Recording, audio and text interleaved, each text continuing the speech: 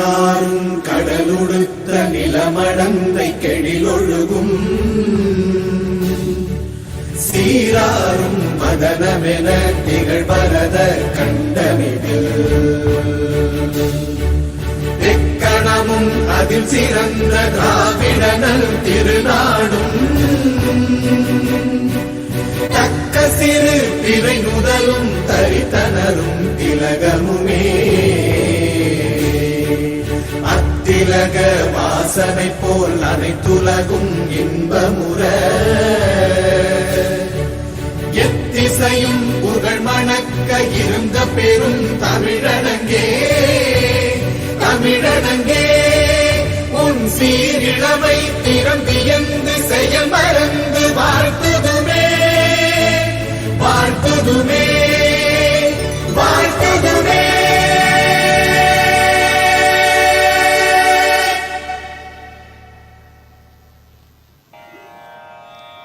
असतो मा सद्गमय तमसो मा ज्योतिर्गमय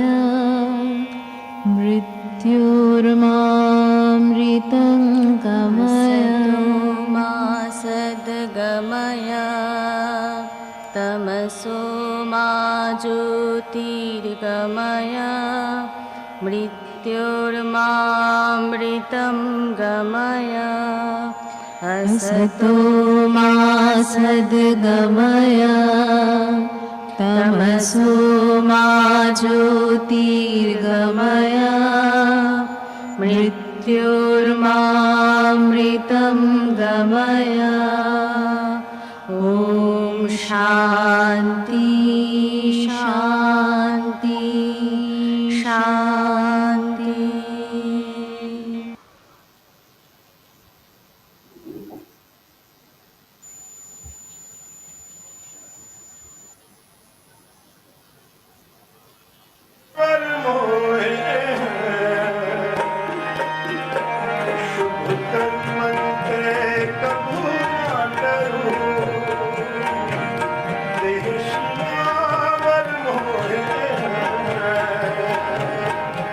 शुभ कर्म कबूल ना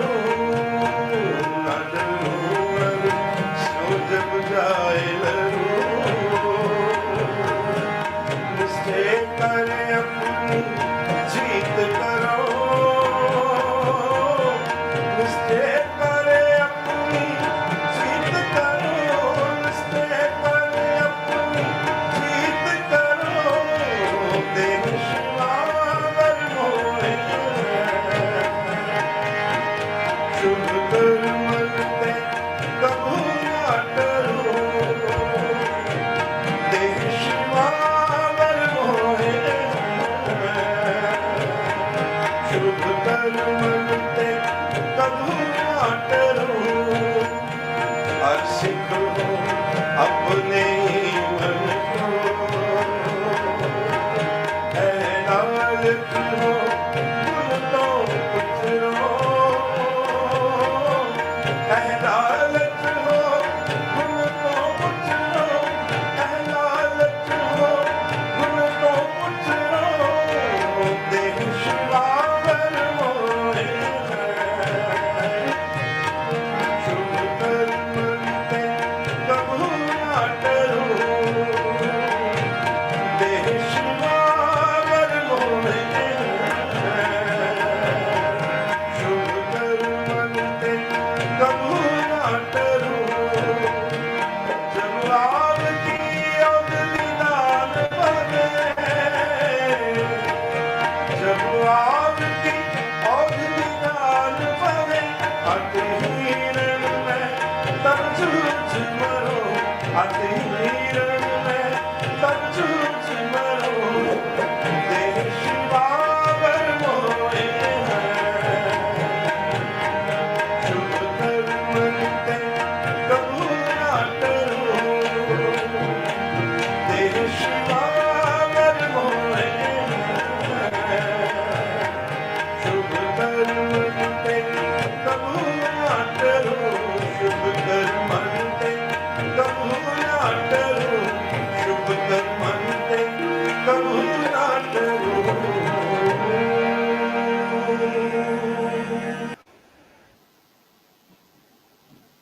Very good afternoon to all of you. Warm greetings from Postgraduate and Research Program of Commerce, Guru Nanak College Autonomous, and the Institute of Cost Accountants of India. Hearty welcome to all of you for the fourth day of the Capacity Enhancement Program on Information Technology in Commerce and Business. This program has been organized to unlock the information technology potential for business advancement and to learn the transformative impact of information technology in commerce and business by engaging industry experts and leaders to enhance the knowledge and skills of the audience. The spectacular trending of this capacity enhancement program is making history and is achieving the motto of this program, elevating commerce through information technology insights. First and foremost, we thank all the council members of Institute of Cost Accountants of India for maintaining highest standards in technical, ethical areas and for sustaining stringent examination and education standards for the growth of teaching, learning, research and analytics. We convey our special thanks and hearty welcome to TCA Srinivasa Prasad, Council Member, Chairman, Information Technology Committee, Advisor of this Capacity Enhancement Program for designing such a brilliant program, Business, Commerce and IT Integration, and bestowing the program for the benefit of the audience to equip them in digital world. Thank you very much, sir. Welcome to Mr. Rakesh Shankar Ravi Shankar, Cost Accountant, Assistant Professor, DG Vaishnu College, Advisor of this program. Thank you very much, sir, for your wonderful and sincere efforts for making this knowledge sharing process in an exemplary manner. Thank you, sir.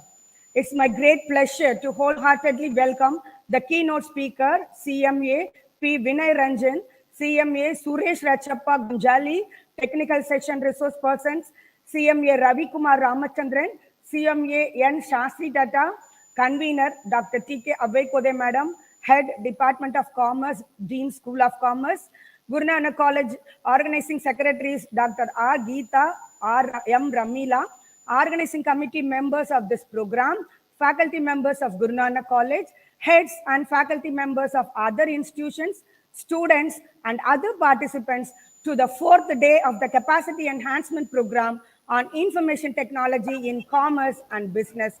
Hearty welcome to one and all for today's Capacity Enhancement Program. We shall begin today's program with the keynote address of CMA P. Vinay Ranjan, Council Member, Member Information Technology Committee, Chairman Training and Education Facilities Committee, Chairman Regional Council and Chapter Coordination Committee. May I now invite Dr. C.P. Sendil Kumar, Assistant Professor and Research Supervisor, Department of Commerce, to introduce CMA P. Vinay Ranjan, Council Member, to the audience. Sir, please. Thank you, Madam. Good afternoon to one another present here. I'm really very happy to introduce our keynote speaker, Vinay Ranjan. Vinay Ranjan is hailed from Vijayawada. He has completed UG Commerce, PG Commerce, and a Master of Business Administration in Acharya Nagarjuna University. He is a fellow member of the Institute of Cost Accountants of India. He is a certified associate from Indian Institute of Banking and Finance. And his professional career, CMA Vinay Ranjan worked with various organizations like Global Trust Bank, Oriental Bank of Commerce, and with AG, Ramco System, TND India Limited, Alstom India, and GE and TND India Limited in different positions. Presently, he is a faculty member in Modern Academy, Vijayawada, guiding the students who are pursuing CMA courses. He actively participated in institute activities also, like management committee member, the Institute of Cost Accountant of India, Vijayawada chapter during the period 2015 to 23, Secretary of Vijayawada chapter from 2019 to 23, and elected to the Council of the Institute of Cost Accountant of India from the term 2023 to 27, Chairman, Training and Educational Facilities Committee for the year 2023-24, Chairman, Chapter and RC and Coordination Committee for the year 23-24, and member of various committees like Professional Development, Placement, etc. We are delighted to have you for this CEP program. I deemed it to be honored to welcome you to deliver the keynote address. Over to you, sir. Thank you. Thank you. Thank you, Senthil sir. Good morning to all of you.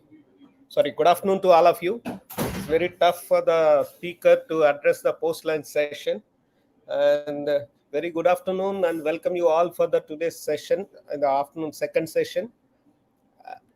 Program on capacity enhancement on information technology in commerce and business, which is very much relevant for the present day business scenarios. One earlier days, initially, when the information technology was introduced for commerce or business, initially our scope was confined to data processing. Initially, that's why earlier those who studied in 70s and 80s must be knowing there's a subject called EDP, electronic data processing. Later on, it has been groomed to or improved to system analysis. Then accounting packages have come, and people in business or commerce have started using accounting packages. Later on, it's the days of ERP. Even now, ERP is going on. And now the next or the present trend is business intelligence, data analytics. Using the data that has been piled in the computer for the last 2 or 3 decades, we need to draw the inferences, and we need to use the data visualization tools like Power BI, Tableau, or whatever we may be. And then using this information, we need to take the decisions for business purposes. And the next thing that is going to come up is, along with the data visualization tools, the next thing will be business intelligence and artificial intelligence. Both will be combined together and used for decision making. That's going to be the take over all the legacy systems, whatever we discussed. And we are in the junction between from ERP to AI based decision making. At this point of time, the having these kind of program will definitely help our members as well as the students and the faculty members, everybody, to understand how we need to gear up for the next level in the IT field, which is related to our commerce or business. And apart from these areas, after the G20, in the G20 meeting, we all know that Africa is also being added to the G20, will be added very soon. It opens doors for our commerce field or industry in a much bigger way. Once that happens, the IT products or IT application market also grows up. So all our accountants or finance professionals or tech need to be tech savvy in this regard. Definitely, this program helps all of us to take up the upcoming problems or handle in a much better manner. I wish the members to take advantage of this 5 days program and get benefit out of it. And I also came to know that the speakers are highly professional, and the content that is being shared is also very much relevant for the scenario, for the present day scenario. So I thank the organizers for giving me this opportunity as a keynote speaker for the today's session. Thank you all.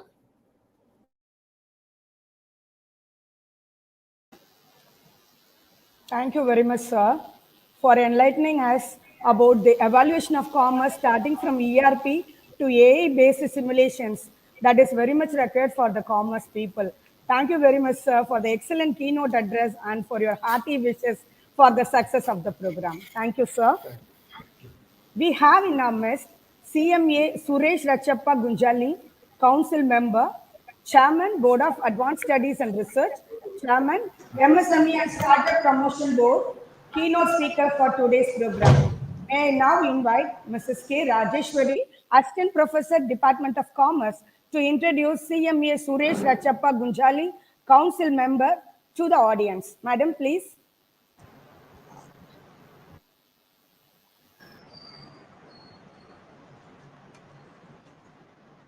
Thank you, ma'am. Good afternoon to one and all present here. Welcome to today's program. It's my pleasure to introduce another eminent keynote speaker, CMA Suresh G, Council Member, Chairman Board of Advanced Studies and Research, Chairman MSME and Startup Promotion Board.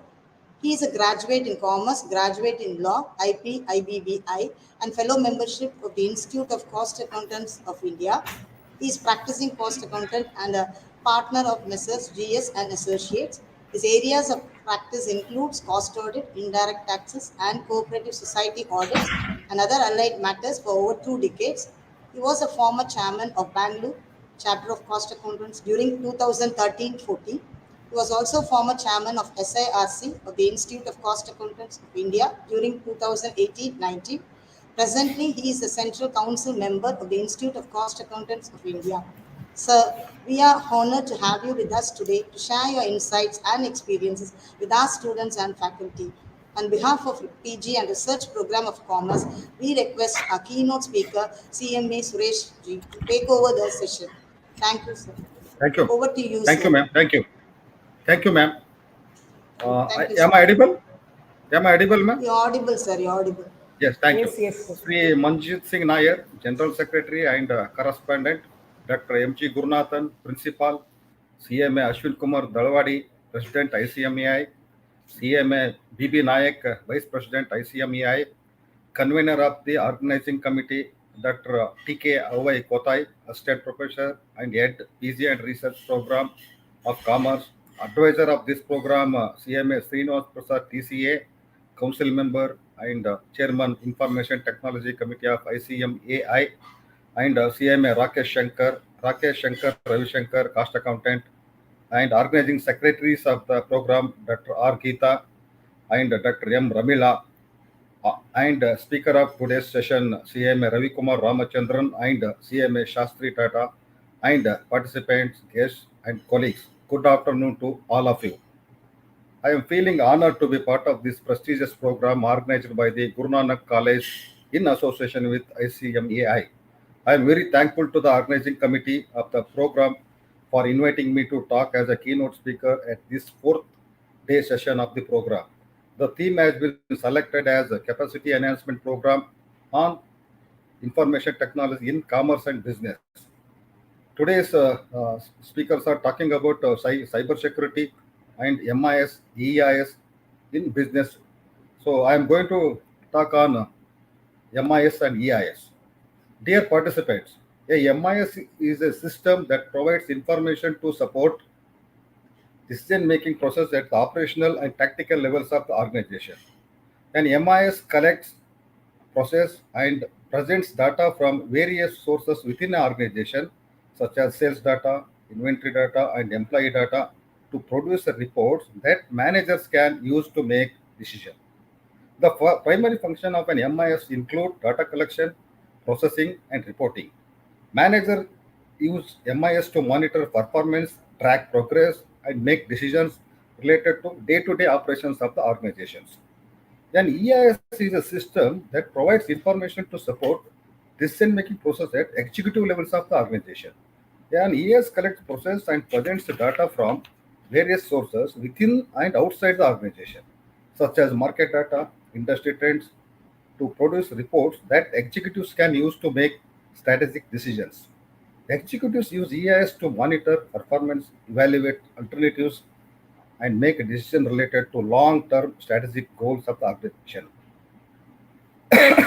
Executive Information System, or as they are more generally known, BIS, are computer-based information systems designed to provide senior managers with easy access to information they consider relevant to do their job. Then EIS can support both operational and strategic activities such as viewing market movements, analyzing sales forecasts, setting policies, planning, and preparing budgets. The objective of these systems is to gather, analyze, and integrate both internal and external data into dynamic profiles of key performance indicators that are critical to organizational success. EIS are not the first type of information system developed for managerial use. In the 1960s, MIS made their debut. These systems were mainly used for operational management in companies and were crude in comparison to the EIS of today. The deficiency of MIS made managers began to look for other alternatives. This came about with the introduction of DSS, that is Decision Support Systems, in 1971, and which are still in use today. These systems were based on mathematical modeling methods and are capable of what if analysis using very long way.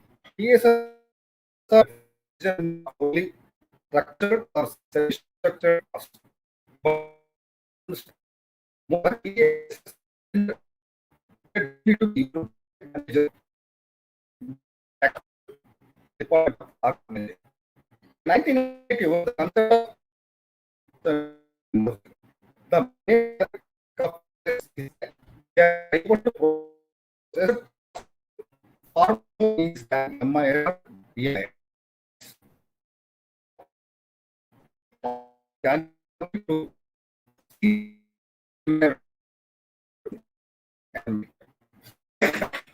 again, it can be concluded that each of transformation.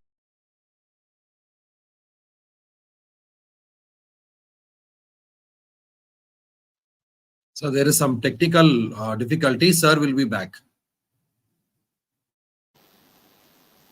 Okay, sir.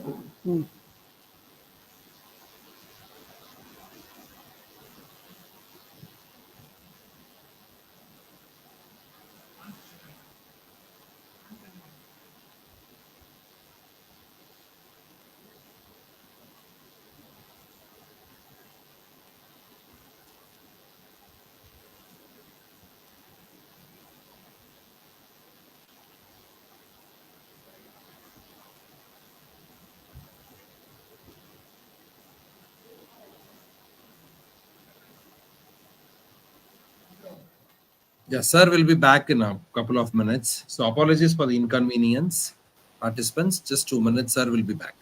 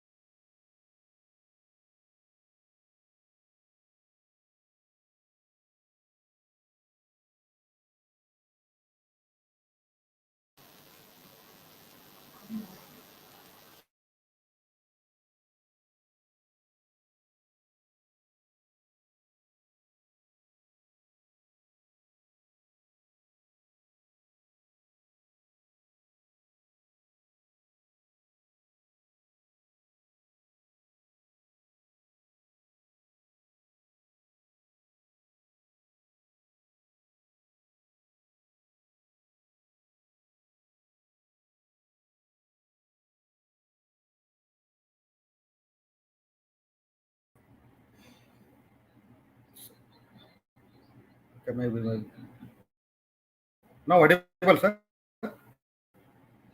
Sir, you are audible, sir. Now audible, sir. Yes, sir, you are audible, sir. Please. Sir, sorry for the interruption from my side. Sir, sorry for the interruption from my end. Sir, not an issue, sir. Very sorry. Not an issue, sir. Dear colleagues, hence it can be, thank you, sir. Thank you so much. Hence, it can be concluded that ES is an important dimension of a business that can be transformation from data to insight, decisions, and preferably profitable actions conducted by people using certain technologies, tools, rules, methods, and process. makers need rapid access to accurate information about their customers, markets, investors, suppliers, governments, employees, and finances. However, high business expectation and the increasing complexity of decisions spur the development and usage of more advanced technology such as mobile BI, cloud BI, SaaS, big data, predictive analytics, and many others that functions across multiple platforms and devices. Despite the advanced technological solution, the majority of users still struggle by using spreadsheet extensively. As the market is becoming more mature, the human factor has also to be taken into account by the policymakers. Only the high usability, user-friendly solutions that follow human thinking patterns are worthwhile in the long run. Key prerequisites for successful implementation of solutions would be the support of the that eventually will lead to creation of an intelligence culture in the business organization. Thank you for your patience hearing. Thank you, sir. Thank you very much, sir, for the wonderful keynote address. Thank you very much for your wishes also. Sir has given a broad outline about MIS that provides information to support the organization with various database sources available. And Sir enlightened us about the EAS that provides information to support within and outside the organization. Both are very much required for organizational success. Thank you, sir. Now we begin the technical session 6 on the topic cyber security recent trends. For this session, CMA Ravi Kumar Ramachandran, enterprise GRC and agile practitioner, cybersecurity specialist and professional scrum master, has given his kind consent to be the resource person for the session to share his expertise and knowledge to the audience. May I now invite Dr. R. Purushothaman, Assistant Professor and Research Supervisor, Department of Commerce, Guru Nanak College, to introduce CMA Ravi Kumar Ramachandran sir to the audience. Sir, please. If you spend more on coffee than on IT security, you will be hacked. What is more, you deserve to be hacked, said by Richard. Very good afternoon to all. I feel proud and honored to introduce the speaker of today's technical session to the participant. CMA Ravi Kumar Ramachandran, a fellow member of Institute of Cost and Management Accountant of India. Sir have more than 30 years of industrial experience comprising finance and accounting, governance, risk and compliance, cybersecurity, and internal audit. He is a postgraduate in commerce from Madras University and has MS Finance and MBA IT from ICFAI University. He is highly certified in cybersecurity, fraud risk and management, auditing. Sir has more than 30 publications on his specialization, including artificial intelligence, big data analytics, blockchain technology, and cybersecurity. Sir, we are greatly honored to have you as our speaker for today's technical session. I welcome you, sir. Thank you. Over to you, sir. Thank you, Dr. Purushothaman, for this welcome address. Thank you so much. My voice is clear. Is my voice audible? Yes, sir. Yes. Yes. Fine.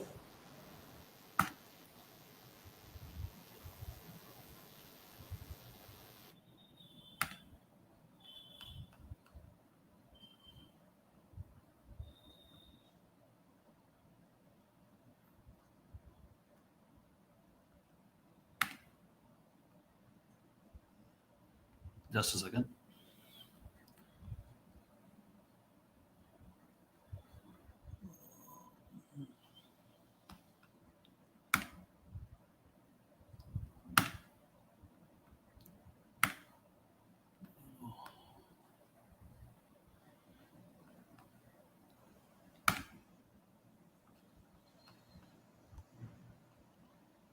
I'm having difficulty in sharing the screen. Just a second. Sir, your screen is visible, sir. My screen, no, my presentation screen should come. 1 minute.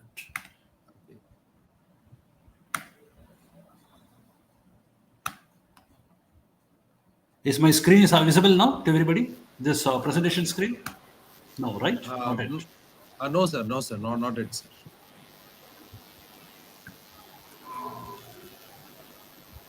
Just a second. I closed all of the screens, but how come it is not coming? 1 minute.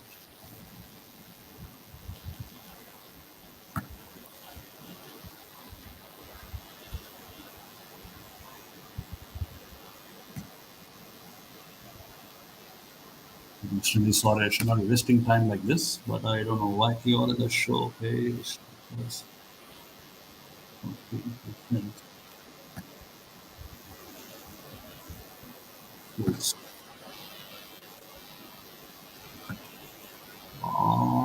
Sir, you'll have to directly share your screen, sir. And you'll have to go Okay. to the presentation mode. Okay, presentation. I'm in the, okay. You are able to see my screen for presentation at all? No, right? No, sir. Sir, you'll have to share your entire screen. Okay. 1 minute. Just a second. Just a second. Present. Okay. Stop screen 1 minute. Okay. Again, please Present. present. Yeah, share screen, right? Share screen, sir. Okay. So once you click on that, your entire screen I will be get some, visible. I can share screen, but it is having some three. Okay. Okay. No, Now here share it, screen. Please okay. select the PowerPoint, sir, or PowerPoint or the presentation. What is, you can just select that window. It will be visible to us. This one, entire screen, what happens? Not this, right? 1 minute only, just a second. No. Every technology is new and it is always stops here.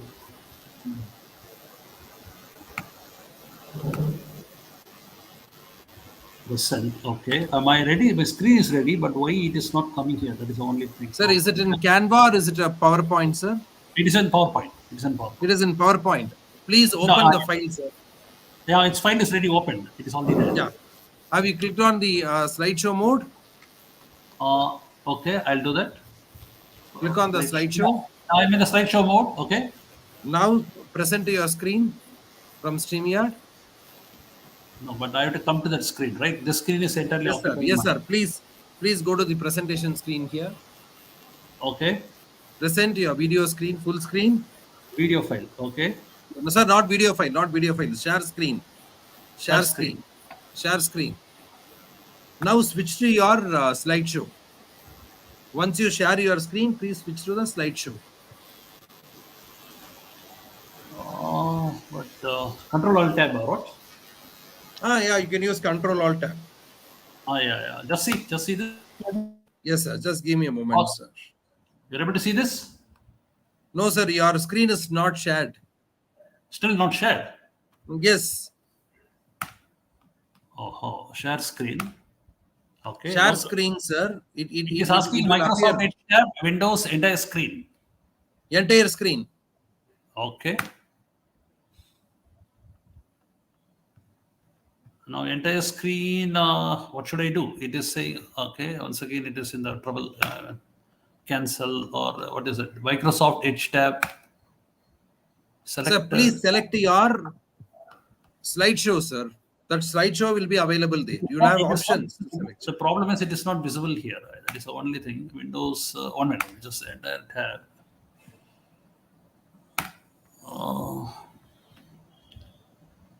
Share tab audio. Entire screen. Coming back once again, right? Or can I send this to you quickly? Yes, sir. Please send it by email, sir. Right I away, will 1 present minute. it. Just a minute. Sorry for the inconvenience. Just a second.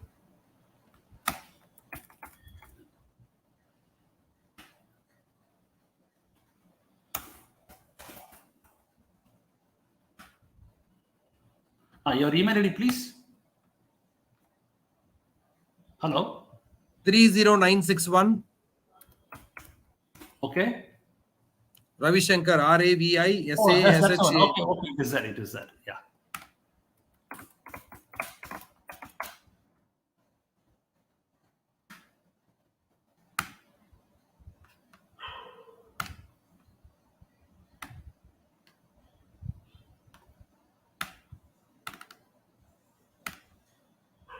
Yeah.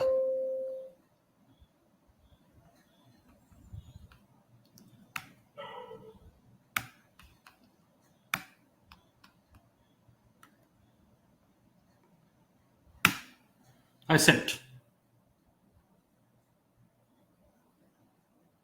Just give me 2 minutes, sir. Sorry, yeah. Sorry for the time. Yeah.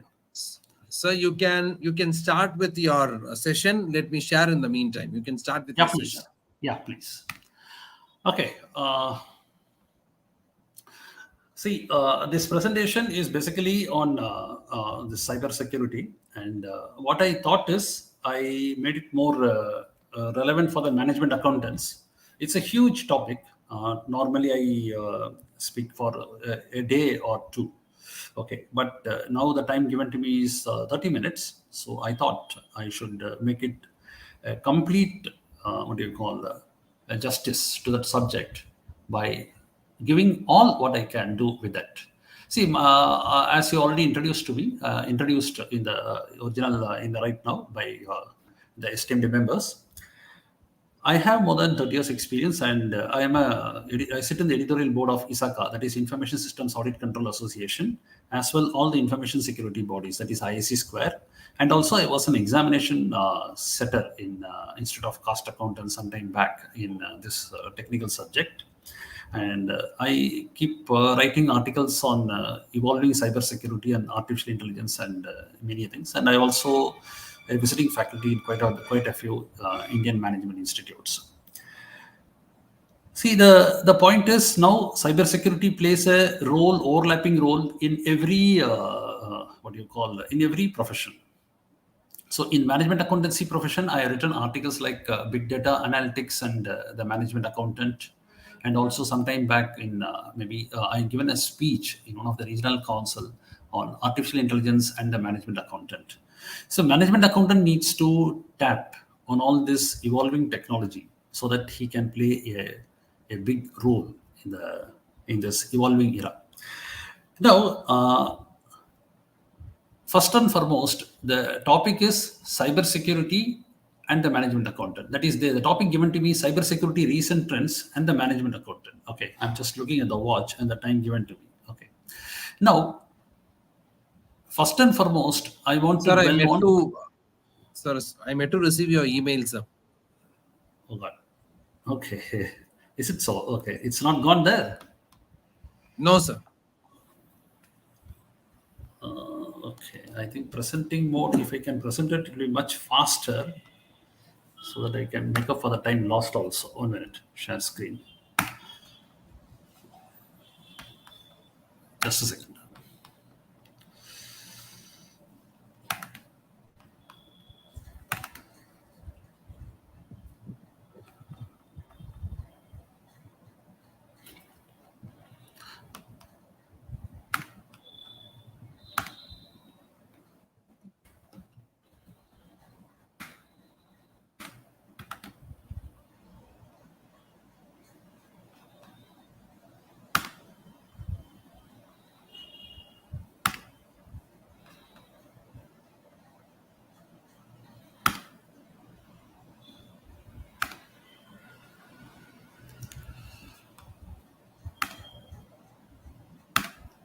See, I'm able to see. See, you're able to see my screen now?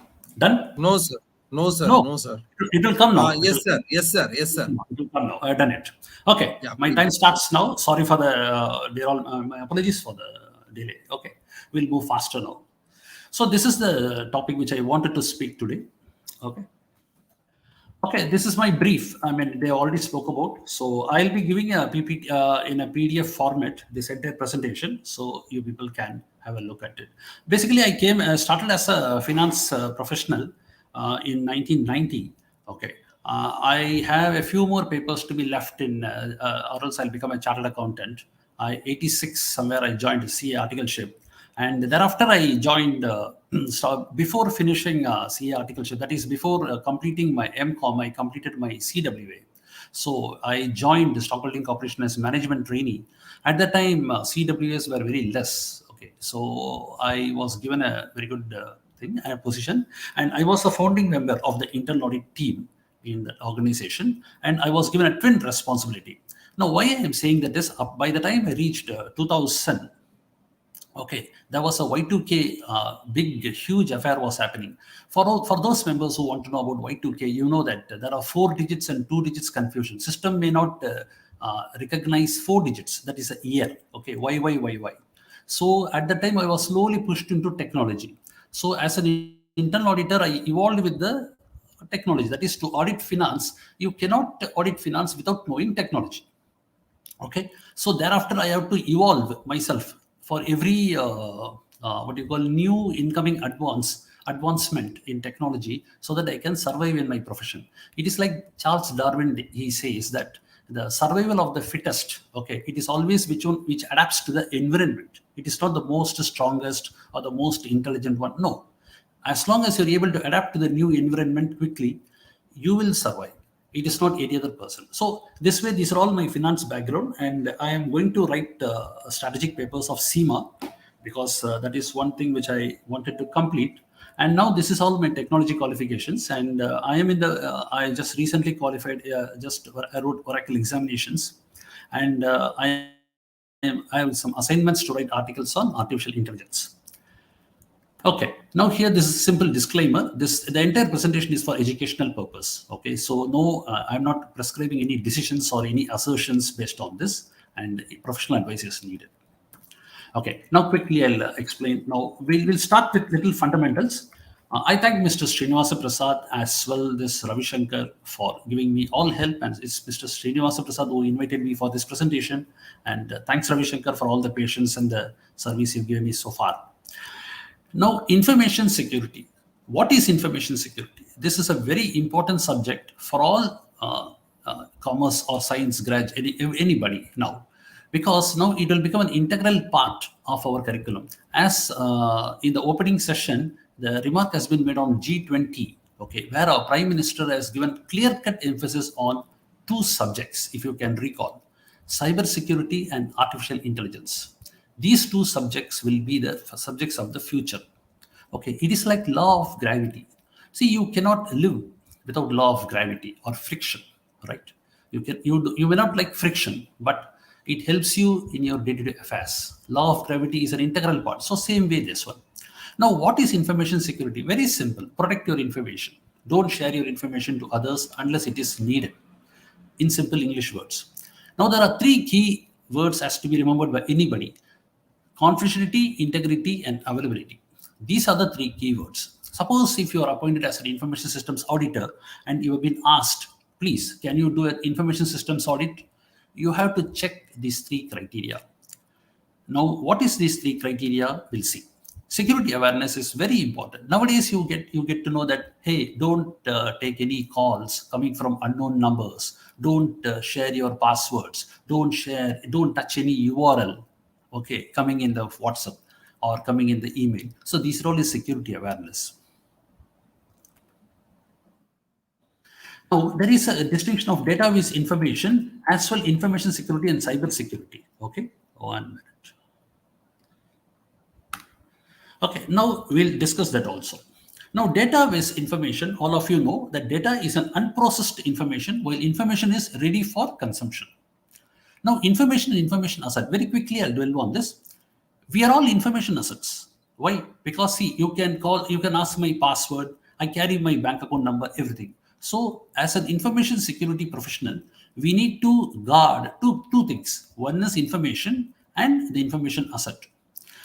So from a management accountant perspective, okay, information asset is, suppose for example, a company has purchased a server, okay, a huge computer server, which costs, say, for example, for hypothetically 50 lakhs. It is an empty server, so it is 50 lakhs. Now the company goes, fills up with very sensitive information, right? Now, as a hacker from outside, I want to get that server, okay? I don't want that physical server, let it be there. But if I can hack the entire information from that server, how much money I can give to somebody? Definitely it will be, say, 500 crores or more than that. So valuation of an information asset in terms of management accounting perspective, normally they restrict themselves to financial accounting disciplines like historical cost, depreciation. But from an assurance perspective, you will also need to see the value of the information contained there. That is one important thing in the future practices you need to keep in mind. Now, information security and cyber security. Often this is both are used synonymously. During my years of experience, though you can check in Google, they will give lots of concepts which is not correct, which are erroneous. So what is information cyber security? When you take care of your internal security within the home, it is information security. When you take care of the surrounding walls of your home, it is cyber security. Mind you, I am just giving you the way it got evolved. Okay. Now, previously, it was full emphasis was given on everybody, every company which is within the four walls, okay, within the perimeter. But slowly, cyber security evolved. That is the outside space, right? It is sometimes called in warfare no man's land between the border of India and from where the border of Pakistan starts. In between, there will be called no man's land. So even in cyber security, we have that. But that we call it cyberspace where internet is staying. But internet is a super highway which nobody controls. It's a free information highway, basically. It has tremendous potential to develop a person, to destroy a person, to construct, to destruct. They say in Bible, all roads are wide open for destruction. Internet is one of the example. Very quickly, one thing can be destroyed is internet, whether as a person, as a moral, anything you can say. But if you want to develop yourself, internet is sky is a limit. So now that cyberspace you can need to control in terms of perspective of your own perimeter. You cannot control the entire internet, but I will control the internet to such an extent that it doesn't affect my organization. That is cyberspace. That has come from legal name. So traditional concept is evolving concept. Once upon a time, Reserve Bank used to give often guidelines, internet information security guidelines. So slowly, finally, banks were still got hacked. Reserve Bank really got agitated. I believe somewhere in 2014 or 15, the Reserve Bank came with a huge cybersecurity framework. Okay, there they termed it as cybersecurity framework. Means what? Anything happens outside the organization, they say, if your bank gets hacked from outside, you cannot raise your hands and say, I am not responsible. You become responsible as a director, as a CEO. Okay. So you need to secure the interior and external posterior of the organization. That is the external perimeter. Perimeter means not physical security alone. Your firewall, your web server, everything should, or your OWASP guidelines. What is OWASP guidelines? Open Web Application Security Project. It is a top 10 software security guidelines which one has to adapt and one has to plug the holes. So all this has to be done. So Reserve Bank came with cyber security guidelines. So now it has become cyber security. So as far as usage is concerned, both are synonymously used, but cyber security is a legal term. So this is what I spoke. Here, this slide is for academic purpose and people should read it thoroughly. Confidentiality, integrity, availability. See, availability is the system should be available whenever you want. Confidentiality is the person should be given the information what he is supposed to know. Integrity is when I am sending some information from here to Mr. Rakesh there, the information should be accurate. The information should be intact. What I send from here there. That's all. Okay. Quickly, one more minute I'll spend here. I should not be seeing any information what I am not supposed to see. And the information should be available whenever I want. And the third one, when I send any information, it should be not tampered with in between. Not information should be accurate. You understood? Even if it's an inaccurate information, the point information security is saying is, it is only speaking about it should not be filtered. It should not be tampered with. That's all. It doesn't care about the accuracy of the information per se. Why we need information security is a very, very simple answer. But now you require information security as a question of survival. If you know that the bank in which you are holding account, you are holding lakhs of your money, its integrity is compromised, you will take away your business from that bank because you are scared, right? That's all it is. No longer we only look for whether our deposits are safe. Now we look whether our information is safe, isn't it? Now these are the common threats. Spoofing. What is spoofing? That is, my name is Ravi Kumar. You are seeing me as Ravi Kumar. But when I send an IP address, I can change my IP address, right? Even I can change my phone number to you so that it will appear from somewhere else. That is known as spoofing. Malicious software, any software which is intends a wrong intent, which will harm you. Unauthorized access, misuse, privileges. Privilege is a person who has been given what you call superpower, but it will be used for wrong purpose. Data transmission given to external party, fraud and theft, antivirus not updated. Very common thing. Unattended user equipment. You just log in and leave the equipment like that and go. Terror attack, power supply failure, untrusted wireless points. Never use your phone. Never see. Remember, in information security, my professor used to say, very good thing. The toilet is meant to be used for toilet. The kitchen is meant to be used for cooking purpose. Sleeping room is meant to be used for sleeping purpose. So a mobile normally what it is to be used for? Just for talking. But nowadays what we use mobile for? Everything, A to Z, right? So mobile becomes your greatest terror now, because if it is taken away, okay, anybody can steal away the information from you, right? So you have to be very, very careful with your mobile.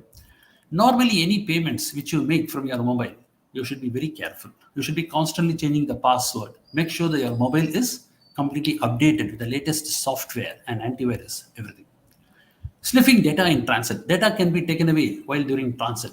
Social engineering is a very, very simple word, but it's a tough word given here. Simple meaning is anybody speaks to you and slowly take away your information, sensitive information, by talking very sweetly to you. So you have to be very careful not to share any information with any unknown callers or any unknown emails. Natural calamities. This is very trustful. So socially, I just spoke to you. Verify the caller's ID. Don't get contact information. Don't share any information with anybody. Phishing. Very simple. You get an email simply from anybody with a URL. Never touch any URL in the email unless the person has already spoken to you, unless you know the person has to send, you'll be sending a URL, or else don't touch, because that URL will take you to a fake website where your credentials will be robbed. Password phishing, FISHING, is known as phishing. You can see it slowly. So these are the do's and don'ts. You should not be doing, you should not be honoring any email from unknown source. That's all it is. And forwarding any child email messages is a problem. So be careful, take care. It will become a crime under the Information Technology Act. See, some case happened in information technology cases, that is IT Act, under Information Technology Act. Somebody was passing some derogatory messages about some ministry in one state, not in our state. It was keep on moving from A to Z, A to B, B to Z, C to D. Finally, somebody forwarded to somebody else. Then regulatory authorities caught it, and the person who forwarded last was arrested. He said, "Why should I be arrested? So many people have did this." No, you have forwarded last. We caught you now, and you are arrested. And court held them guilty. So one should be very careful in forwarding unwanted messages, whether it is WhatsApp or emails, because Information Technology Act, those are offenses. You can forward spiritual messages, good messages, study materials, this type of stuff. But stay away from gossips, or stay away from any hate mails or any hate related stuff. So this is, what is video studying. You can have a look at it and you'll know. This is one point which may not be relevant, but in your organization, say even if it's a university, there will be super admin will be there, okay, who can control the server, who can do lots of other things. His password or those people's accessing machine should be protected from a normal person's access, because he will become a very strong person, right? Say in one of the survey in hacking, many servers gets hacked and all. Many hackathon or many hacking events, researchers have found that a company's server gets hacked from an outsider because it doesn't change the default password given by the vendor. For example, Cisco 123, Oracle 123, or Oracle Scott. What is that? I forgot the user ID and password, which is given by default by Oracle. Okay, Oracle 123, something like that. People never change the default password. So any hacker will try that. Did they change the default password? Due to laziness, they would not have changed. So they will be in trouble. Those servers gets compromised. Okay, so you can have a glance at this. Privileged identity management. So now a software has arrived. So how a privileged person handles his work. The entire stuff is recorded for anybody to see, for an auditor, to outside auditor to see. So every MNC or every regulated organization, even Reserve Bank has made it stipulated as a mandatory now. Every bank now, all the super admin or any what do you call these administrative people, their activities will be recorded and it will be seen by a auditor.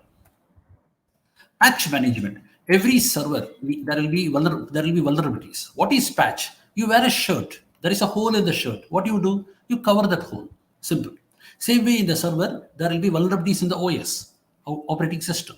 So the vendor he will be keep on giving the patches. It should be patched. Server should be patched regularly. That is even your phone. It should be updated whenever a update comes. Right. So these are all has to be managed regularly. Clear desk and clear screen policy. This is very obvious. Password policy. You know what? You have umpteen number of instructions given to you how your password should be. Right? So you can have a glance at it.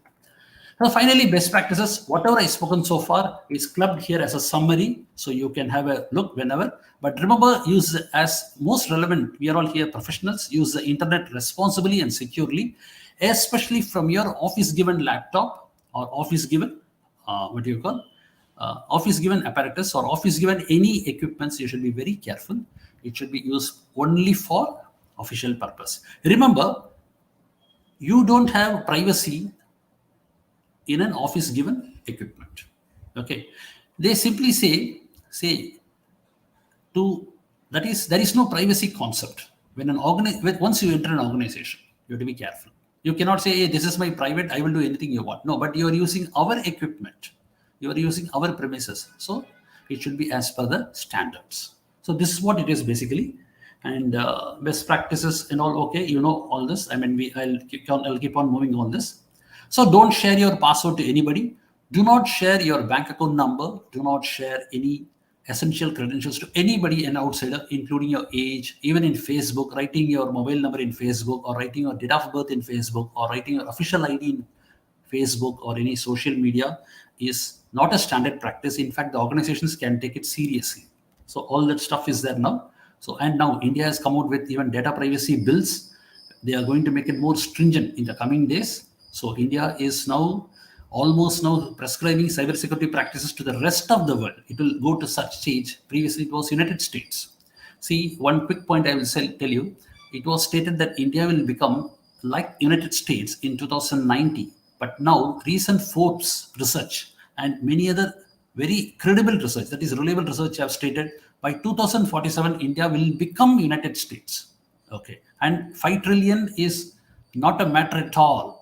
It will become very fast. By 2047, India will be the super techno as well as economic power.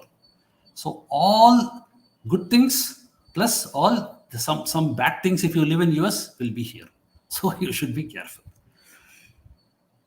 Okay, these are all you can have a glance. I'm going to share this PDF file. Now, current threats. Okay, current threat, Internet of Things. I have Rakesh and other organizations. It's nearing 3, maybe 10 more minutes. By 3:10, I should be completing my presentation. Okay, now cybersecurity current threats. Now, Internet of Things. Every device is connected to Internet. Okay, so one should be careful. And every account is integrated. So don't keep the same password for your email, for your bank account, for your Facebook. No. Then how to remember the passwords?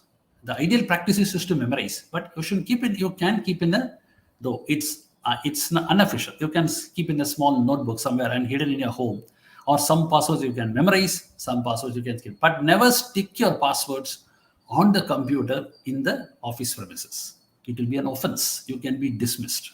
Okay, so take it. Artificial intelligence. Basically, it is a script for those people who want to know a simple definition of artificial intelligence. It is a script which learns your behavior and tries to mimic and tries to change accordingly. See, for example, previously I am very fond of and good in Oracle database management system. Now, in one simple concept which I loved it is, I'll tell you in a different way. While I was in Kolkatta, I used to go to a South Indian hotel. Okay, in Bengal, it's a Bengali place and there will be a lot of mustard oil will be used. Okay, so I prefer South Indian, means pure South Indian. So I used to go to Udupi hotel. People will see from me, all are Tamilians only, and Tamil and Bengalis. So they'll say, I always daily and go say Pongal Vada, and afterwards followed by a strict, very good decoction coffee. This is my favorite dish.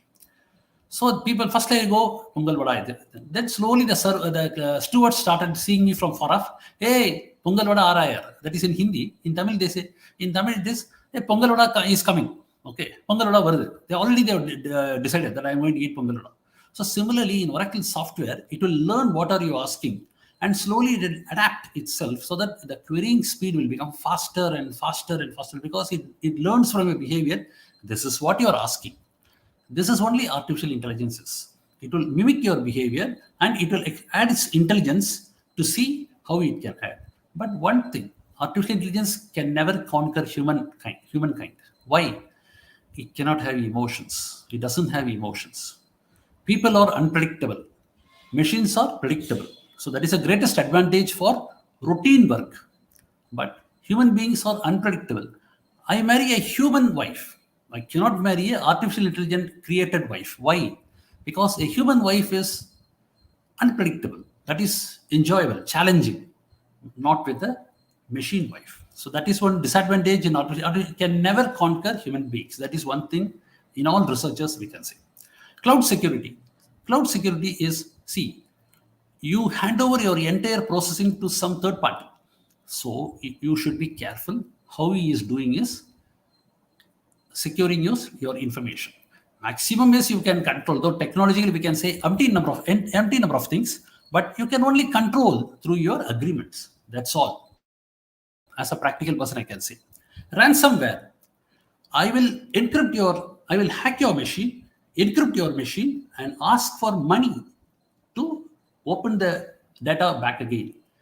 This happens because you use cheap antivirus solutions and you have been reckless in going and touching some URLs. So you should be careful.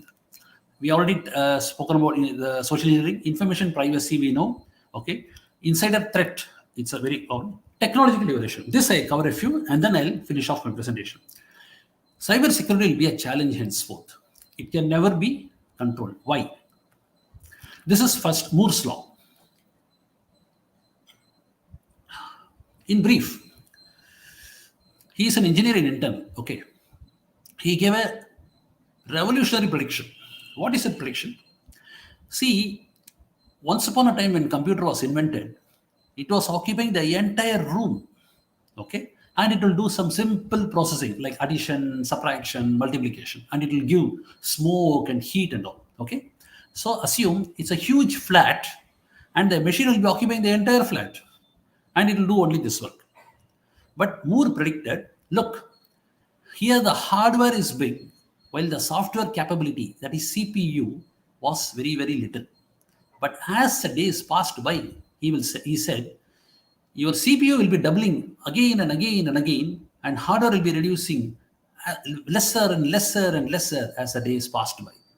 So he gave a mathematical prediction, like Maslow's.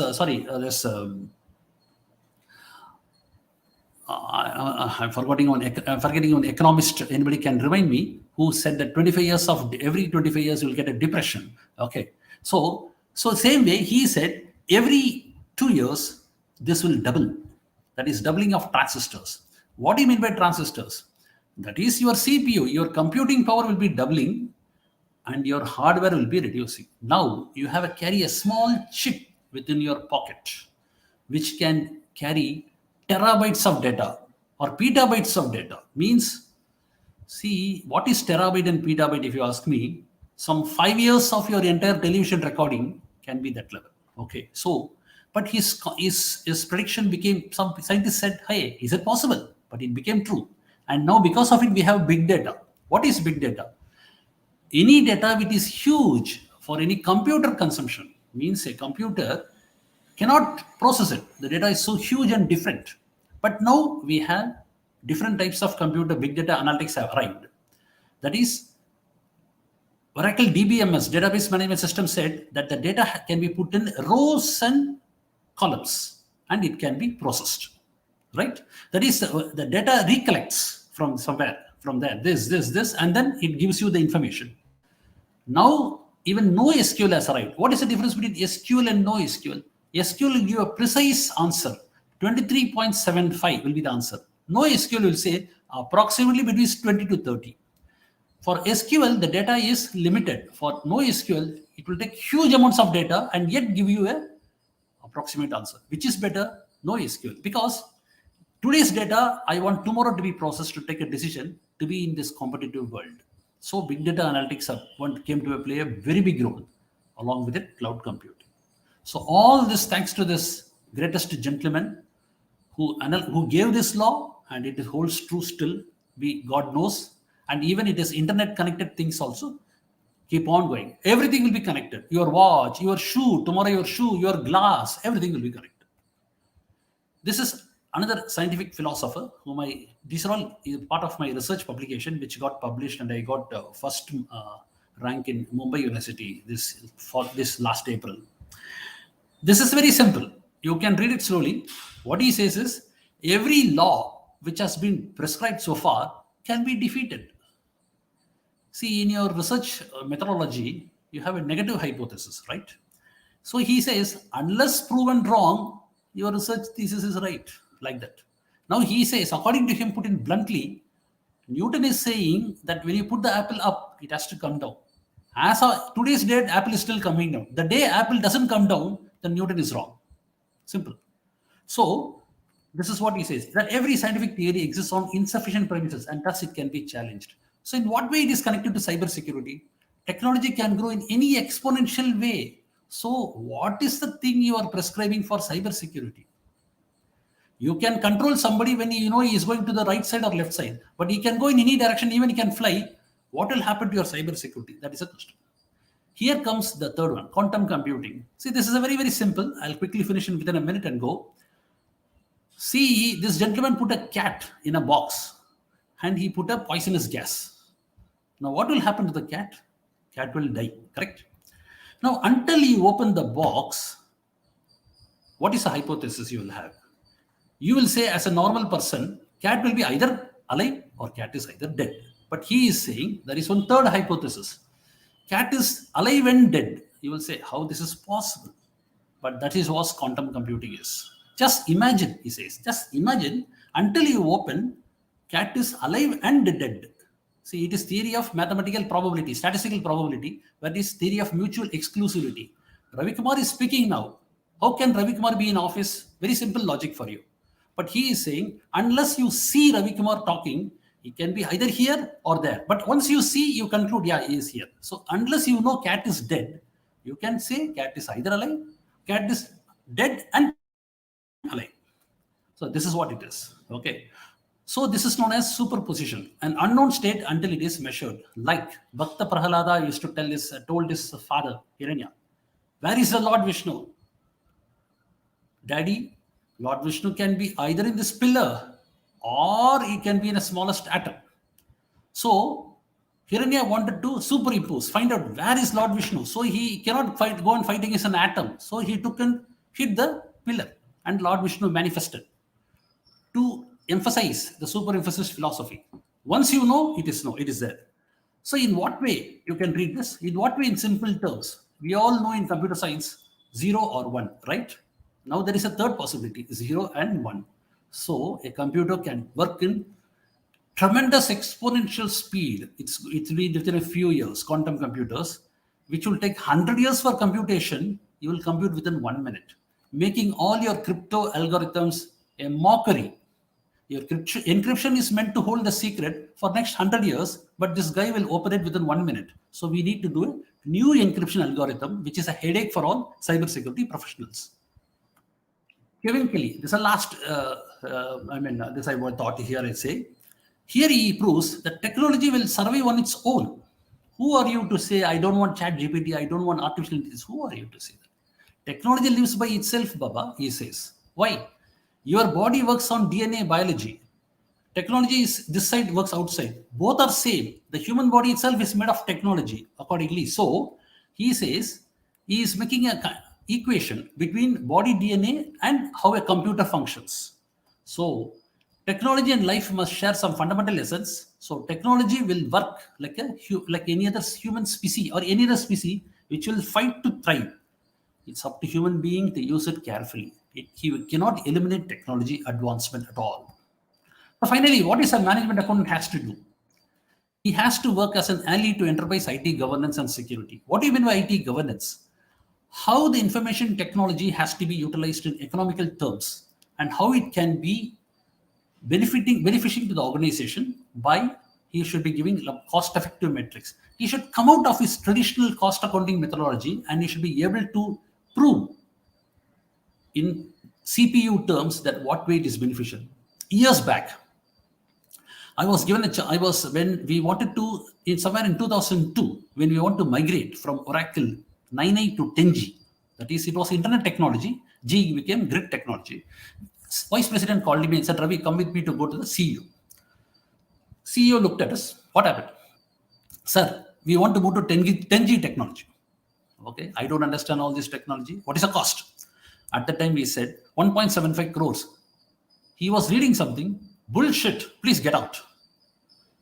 We both looked at each other. No, CEO's in a bad mood. We'll go.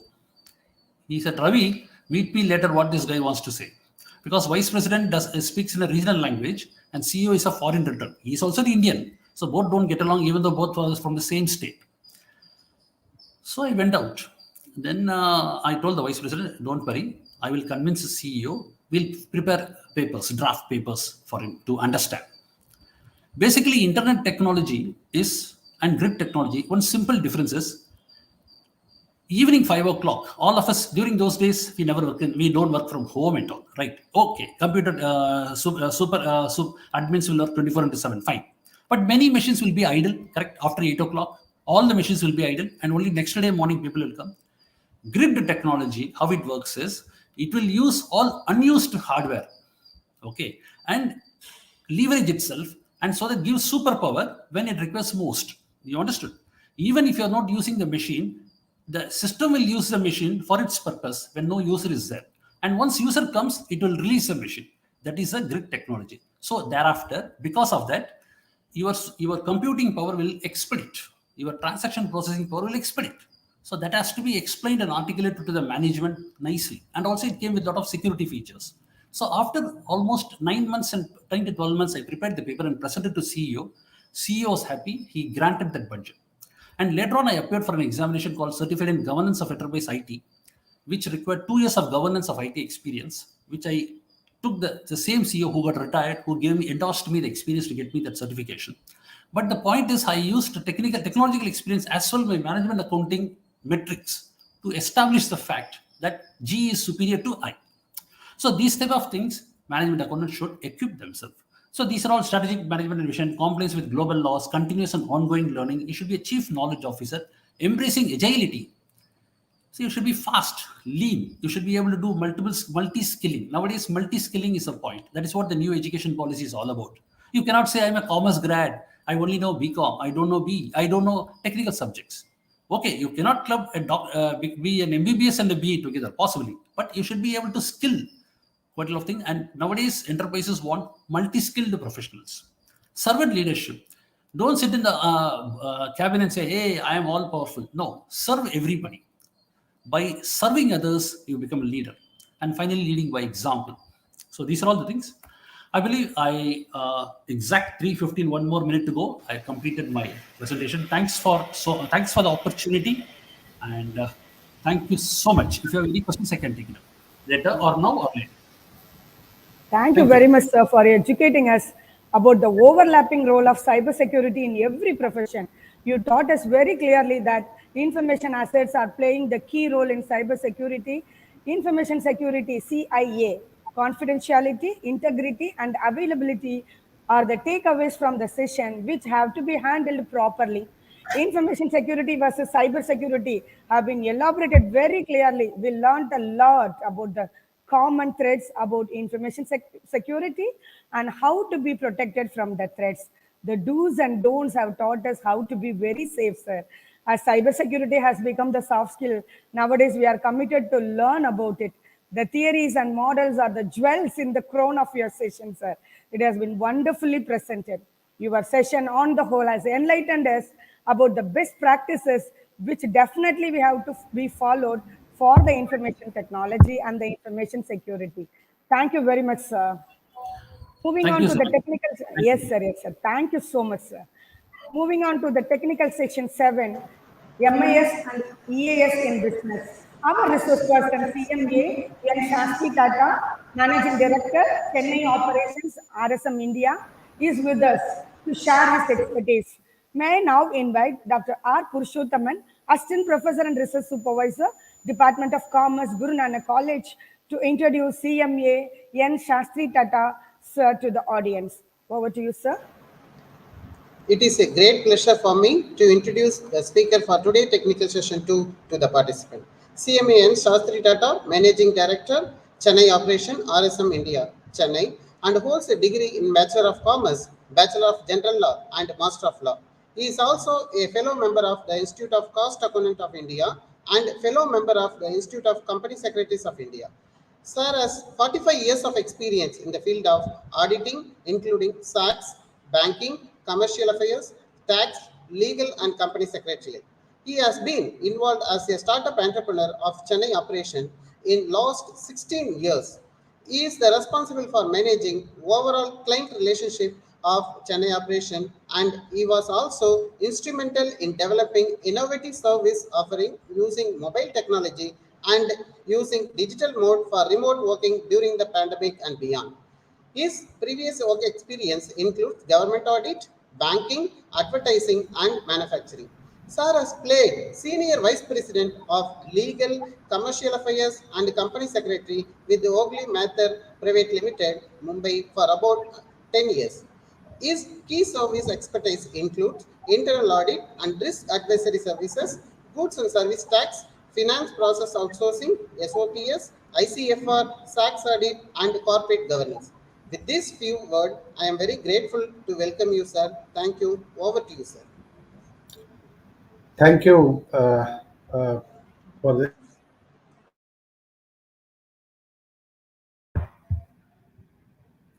good afternoon. Thanks a lot for the introduction.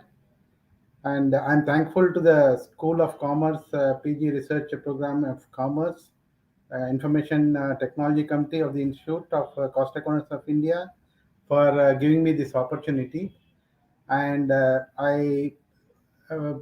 my entire thing has been made very easy by Mr. Gunjali, talking about MIS and EIS in detail. And this makes my task very easy, but I'll take you through a few more things where we can learn at it.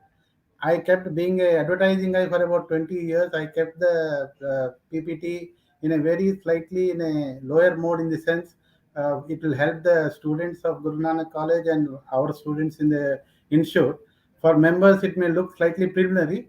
Excuse us, because we know it, but people should know that the intention with this entire PPT is done to educate the younger lots so that they understand what is MIS and EIS.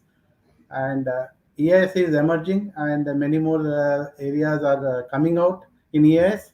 And with this small introduction, I would like to share my presentation and take you through the entire presentation.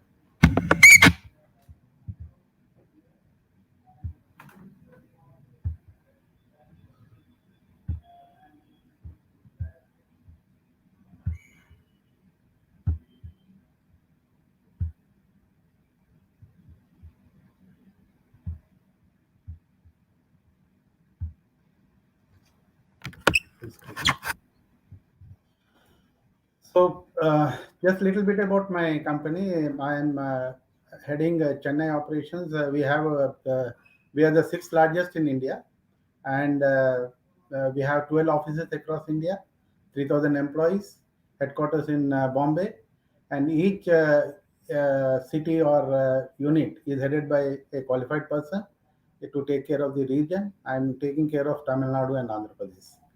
It's a CA firms consulting arm, and we are audit, consulting, and taxation is the forte. If you know about Deloitte, etc., we stand in the sixth largest consistently for last 10 years or so. With this brief introduction, let me get into the act. So, what is the basics of MIS and EIS? MIS, most of you will know that it is Management Information System. EIS means Executive Information System. I am also slightly confused whether EIS is enterprise information system or executive information system. Then I thought if it's a management institution, it should be executive information system.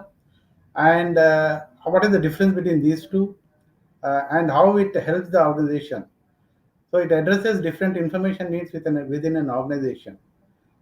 Plays an equal important role for the overall success and growth of the organization. It's the basics which each one of us should know. So let me take you through MIS first. So what are the components of MIS? What is it first thing I need to do in MIS? I need a data. I need a database. From there, I need to cull out data to prepare a MIS. And I should know who is the target audience, that is the people, whom I should send this MIS. And what is the procedure I need to follow to prepare this MIS? Is there a format available? I need to prepare a format. What are the types of attachments I need to do for the MIS to make it easy? And do I have the network? If I have offices across India or across the world, do I have the network bandwidth to support this MIS or share this MIS with the people concerned? As Mr. Ravi was talking about computing, etc., there should be enough hardware for me to buy and software to communicate that in an effective way, because MIS being very price sensitive and data sensitive, we need to send it to the concerned persons, not to everyone else. And what is the last one is what is the time frame? Generally, people think that MIS means monthly. Not at all. With the growing requirements of the organizations today, it can be a daily MIS even. Depends on what component I am looking at MIS for. If you are looking at debtors alone and your cash crunch is there in the organization, for me as a managing director, I look at debtors MIS every day in the morning before I come to office. So MIS need not necessarily be a monthly issue. People generally think of so. It can be a daily affair, it can be a weekly affair, it can be a fortnightly, it can be quarterly. So depends on the component and the requirement to be decided within the organization. What type of MIS should be sent at what period of periodicity is very important. Then the process of it. How do you collect data? Where the data lies? Is it available centrally? If I am heading a Chennai operations, can I get Bombay, etc., or I am doing a collective one, or only I am doing only about my unit? So those decisions to be taken by the management, and accordingly I need to collect that data in order to process it and keep it ready for a storage and retrieval later when I need to send that MIS on a periodical basis based on the time frame. Then reporting and analysis. What type of reports I need to give? Everything you can't just share with everybody. Is it necessary that I should have a support to anything, or I need to give only at the top line? To whom it is addressed? Within the organization also, MIS generally goes to the departmental heads, etc. So what type of information I need to give it to them? Should I share everything, or I need to go? Is it to be broken down into some areas for them to better understand it, or we can wait till they come with a query? So these are the areas which we need to understand. But definitely the MIS should contain the periodicity with which we are giving to them what is the required information for them to act upon is very important. So coming to the advantages, it improves decision making. So why do we send MIS to all these people? It's not a paper just or a data just to see and delete or put it in some corner. It actively decision need to be taken based on the MIS. Example, you are giving a consolidated financial details of say if you a basic MIS will contain what is the revenue for the month or a period, and what is the expenditure incurred on if it is a service industry, mostly if consulting type hours like ours, where you have a employee cost, then other overheads, etc. In case of a manufacturing company, overheads cost, employee cost, and other overheads also. So these things need to be broken into various headings in order to give a broad outline of that particular period. It can be a month if you take it as a month, and then share with the concerned departmental heads for them to take effective decisions, not to just to see and no, let us see. They should not postpone it to the year end or quarter end or something like that. They need to take effective decisions. So we should have at the end of MIS a action taken report. We do this in internal audit, etc. Same thing, I suggest that we should have an ATR where each MIS which we are circulating a departmental head, what is the action he has taken based on the certain key factors which were highlighted in the MIS. What is the action taken by the departmental head, or is it to be done by the management? So those things need to be decision making power. MIS gives you a decision making power. The data should be efficiently managed, enhance productivity. It enhances productivity. Competitive advantage. We are in a competitive industry today. There is a global village. Prime Minister has already declared it's one family across the world. If it is one family, we need to be competitive. We can't wait for somebody to take away our edge in the competition. It improves communication. So once you started communicating this MIS within the departments and call for a meeting with the MIS, a management head can call for a meeting and discuss with them and communicate what is needed to do for the next period.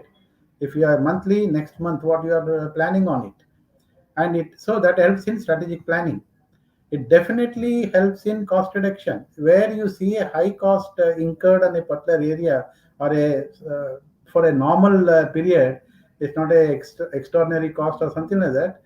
Immediately, the decision can be taken that why it has gone up, the reasons for it, and also to what are the steps to be taken to reduce it or bring it back to the normalcy. Data security, I'll talk about in the last slide in a detailed way. People are touched upon in the cyber security Mr. Ravichandran has touched upon and others are touched upon. Very, very, very important. So that need to be looked into. You have to customize and you should be flexible. I have created a format for MIS and this will be there for years together. Those days are gone. You have to be flexible based on the business environment. We need to flexibly change the formats also if required and customize it to the requirements of the present day needs. Generally, I tell my people also, don't talk too much about the past. What is the present and the future is what we should look into. So present and future, if you are looking into past, whatever the formats are there, need to be looked into constantly and change according to the times. And it helps a lot in compliance and reporting. Compliance becomes very important. I'm taking a slide on that so I can talk about it later. So let us get into what are the reports generally an organization does. We start with budgets because the year end or the financial year, generally financial or calendar year are followed. Financial year for in India, it is April to March.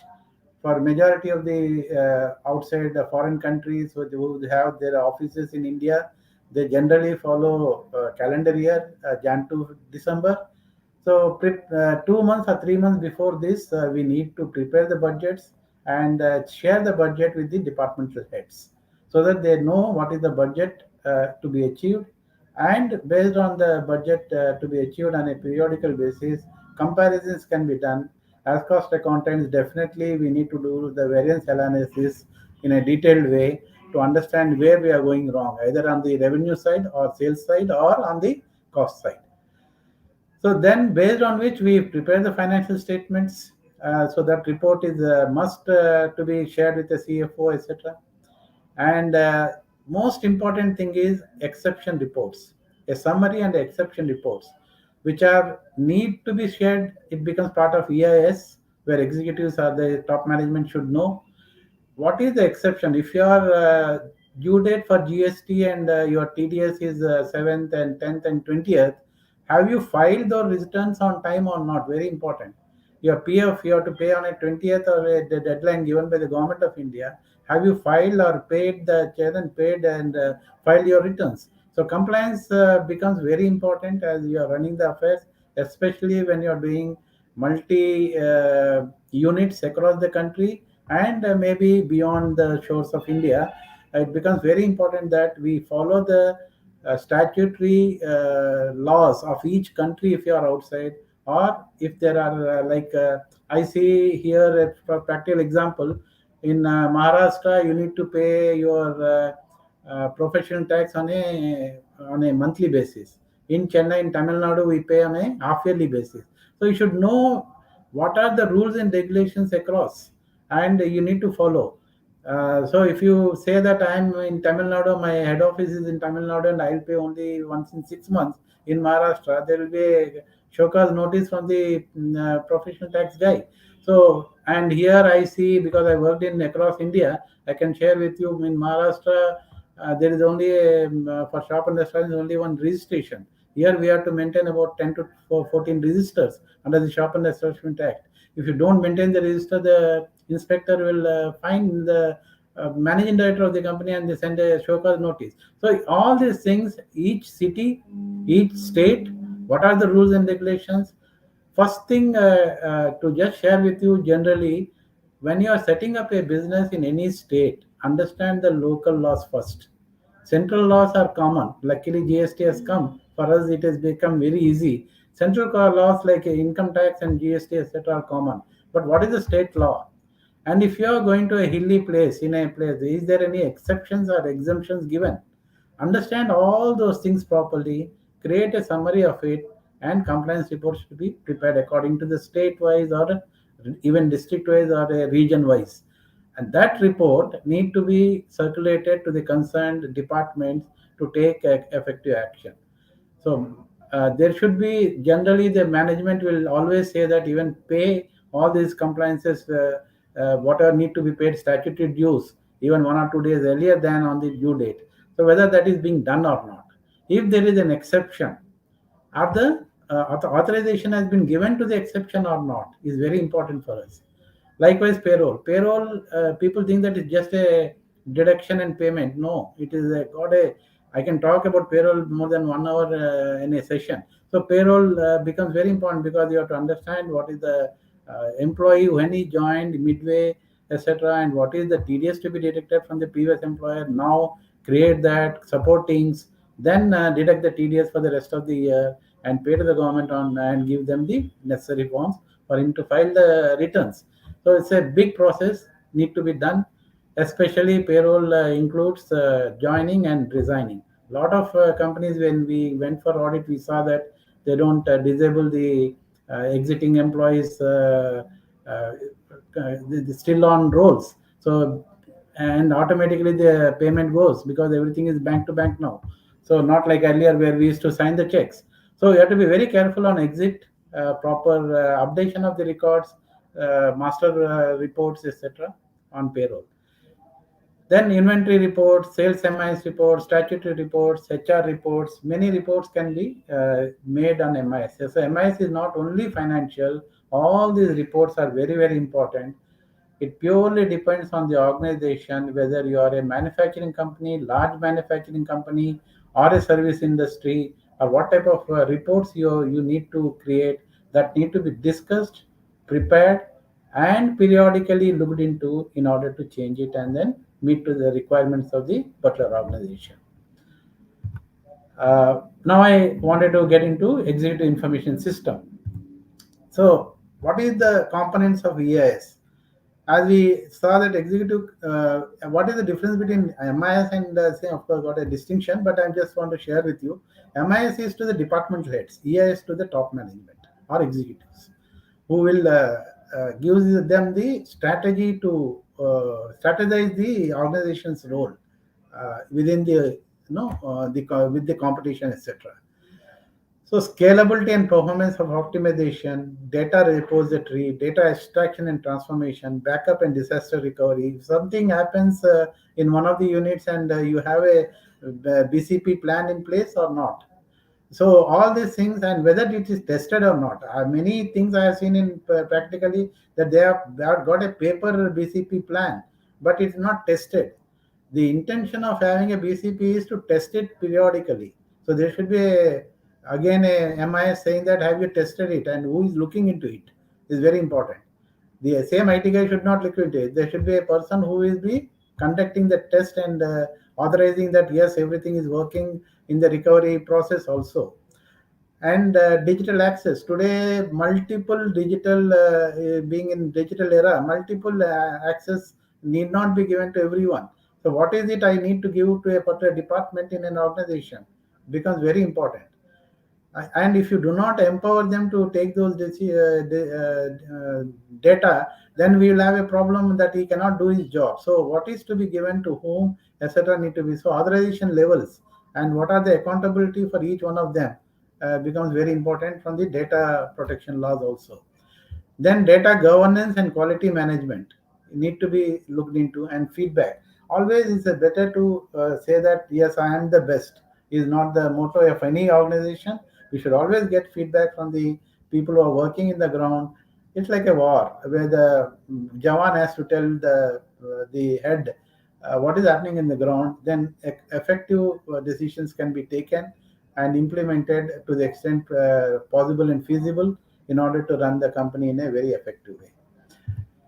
So what are the unique features of EIS? Integration should provide seamless integration of various business processes and functions across the MIS cannot be independent of EIS, so it has to integrate. All the MIS should integrate into one process by which the executive summary need to go to the executives so that they can understand the risk. Ultimately, we are all working for an organization to mitigate the risk. Is very important.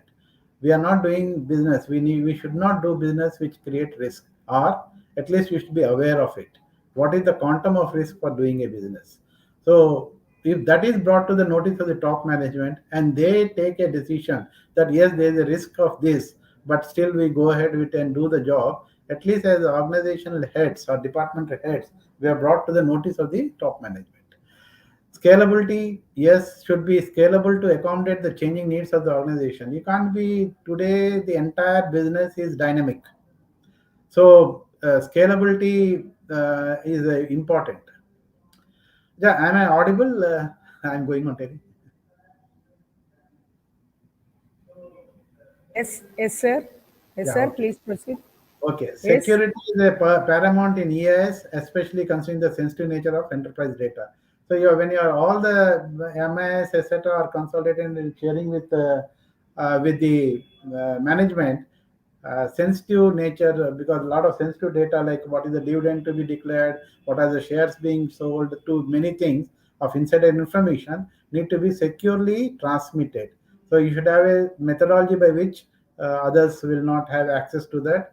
Yes, Mr. Ravichandran has said that anything can be hacked, etc.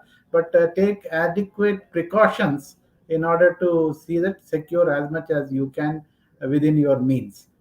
Mobility and accessibility in today's business landscape, employees often need access to enterprise from where. Can I just completely not share anything with the employees, etc.? It will not work.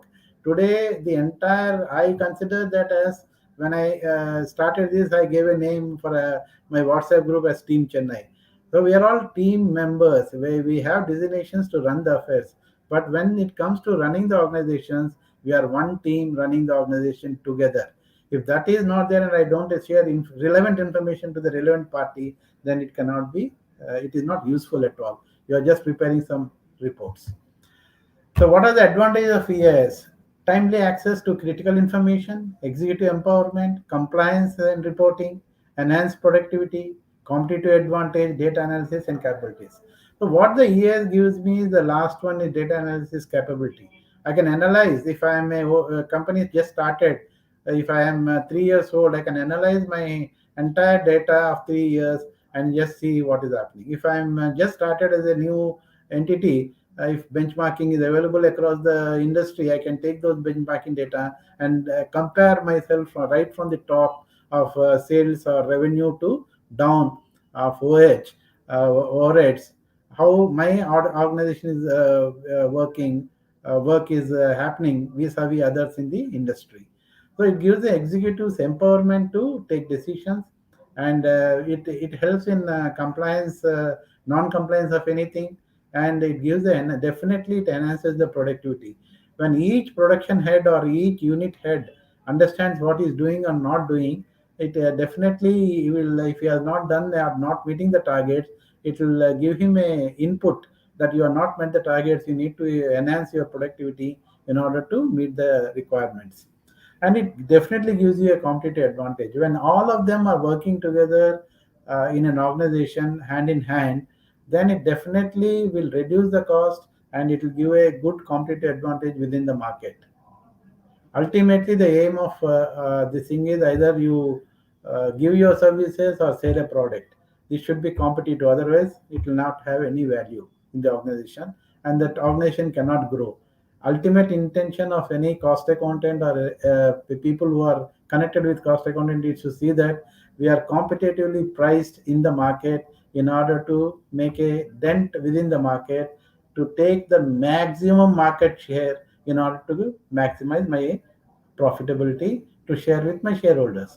So these are the broad ways where EIS also helps you in taking strategic critical decisions. So this distinction gives you broadly scope and purpose. EIS focuses on facilitating overall strategic decision making and improving organization efficiency, whereas MIS is on operational and tactical decision making. And MIS serves middle level managers, where ES serves top level executives. MIS is specifically typically focused on data with a specific department, where EIS is data from multiple departments. Time horizon, medium term planning and decision making, MIS helps you, where EIS helps you in a long term and strategic forecasting. So broadly, this is what you can read on the slides, but I thought these are the important distinctions between MIS and EIS. So now let us, we talked about how it will be and let us talk about future. So way forward, digitally, everybody knows that we are, so this quote will be very useful. We need to ban assault weapons. We need to ban the high capacity clips and magazines. We need serious background information system upgrade.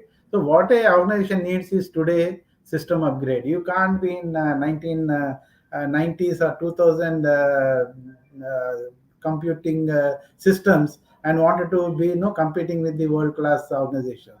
You have to upgrade yourself, you have to spend a lot, your capital expenditure will be very high on that, but it makes a dent, it makes a lot of difference when you upgrade your systems and be on par with everyone else, otherwise you'll be wiped out.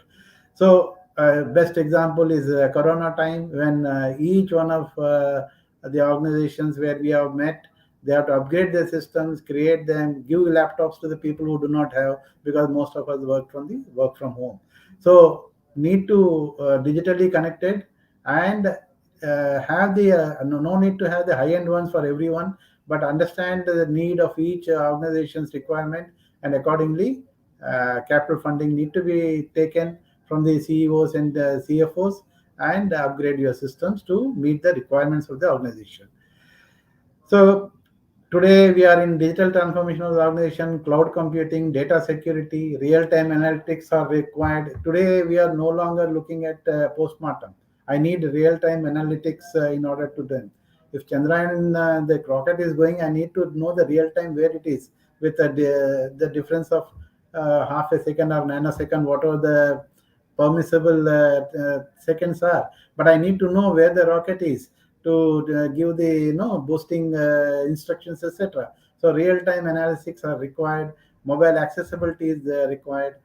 AI and automation are already in. It's not no longer saying that it is coming. It has come already. Customization and personalization is very important. Customize, no need to be fancy. Customize to the requirement of the organization. And what are the competitors doing? Very important for us to be in the market. Integration with emerging technology is very important. So how MIS and MO support in compliance? So compliance becomes very important in today's world. Compliance right from setting up a shop or an organization to the end, in a year or in a month. What are the things I need to do as an organization? So cost of doing business, that's what we say. You have to do business in an organization, which I touched upon earlier, in a particular city or a state, what are the rules and regulations I need to follow? What are the statutory rules and regulations I have to follow? In order to do that, what are the various environmental clearances I need to take if it is a factory, whether that is available, and if it is available, what are the compliances I need to follow as a responsible citizen in this space? What is the water disposal methods? How many trees I have to replant? If I have to cut to 10 trees, I have to plant 100 trees. So all these things are important in order to understand the necessity of a compliance, from normal things like Factories Act to labor laws to shop and establishments, then PF, ESI, everything has to be taken care of. So, in application, finance and accounting, human resources, sales and marketing, inventory and supply chain, production and operations, various laws in some part or other will be applicable. That is the compliance to the organization, compliance to the vendors, compliance to the other stakeholders. All these things need to be forming part of the MIS. Likewise, the combination of all these efforts, compliance and governance. When we talk about executives, it is corporate governance, CG, which has become very important now, especially we talk about ESG now. So environment, social and governance is becoming a buzzword, and people are talking more of it. So you need to understand how the governance factor also can be taken care through the exit information system. Strategic planning has to be based on this system, and financial management, and most important is business intelligence. What is the other competitors are doing, and what is it in which space I am, need to be understood very well. Otherwise, you'll be wiped out. So way forward is this. Coming to data protection, as the earlier speakers were touched upon, we have got the data protection law yet to be notified for the date of effective. It is passed by the parliament. I think president has given the assent. It will be coming soon. We need to be very careful about this now. All the data which is passing through, it has to be, we have to take our own measures, even though it can be hacked, etc. Certain things cannot be in our hand. But beyond that, what are the various measures I can take as an organization in order to protect my data need to be done.